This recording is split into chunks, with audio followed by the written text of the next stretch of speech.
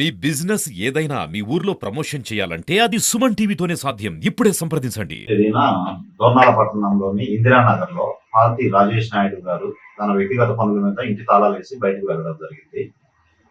Morning వచ్చి అతను ఇంటికి వచ్చి చూసుకునేటప్పటికి ఎవరో గుర్తు తెలియని వ్యక్తులు ఇంటి డోర్ పగలు కొట్టేసి, మెయిన్ డోర్ పగలు కొట్టేసి, ఇంట్లోకి వెళ్ళేసి బీరువా పగలు కొట్టేసి బీరువాలో ఉన్నటువంటి 19 గ్రాముల ఆర్నమెంట్స్, గోల్డ్ ఆర్నమెంట్స్ ని దొంగిలించారని చెప్పి దోర్నాల పోలీస్ స్టేషన్కి వచ్చి 4వ తేదీ కంప్లైంట్ ఇవ్వడం జరిగింది.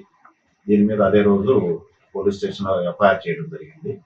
ద సేమ్ డే 4వ తేదీ ఆఫ్టర్నూన్ పెద్దారువీడు మండలం దేవరాజుగట్టు విలేజ్ లో కూడా ఒక రైతులు ఇంటికి తాళాలు వేసేసుకుని పనులకు వెళ్ళిన సమయంలో అక్కడ కూడా సేమ్ ఇంటి డోర్ బదులు కొట్టేసేసి బీరువాలో ఉన్న 6 గ్రాముల గోల్డ్ ని దొంగిలించడం జరిగింది.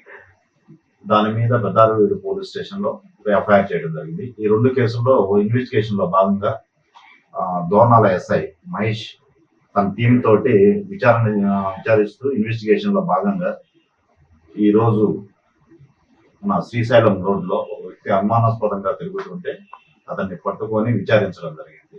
విచారణలో భాగంగా ఈ 2 దొంగతనాలను కూడా అతను ఒప్పుకోవడం జరిగింది. అతని దగ్గర నుంచి దొంగతనానికి సంబంధించినటువంటి ఏదైతే పోగొట్టుకున్న వస్తువులని రికవరీ చేయడం జరిగింది. ఇతన్ని విచారిస్తే ఇతని పేరు నంద్యాల జిల్లా ఆత్మకూరు పట్టణానికి చెందిన షేక్ మహబూబ్ బాషా అలియాస్ నందు. ఇతను ఈ అఫెన్స్ చేసినట్టుగా మనకి ఇది అయింది.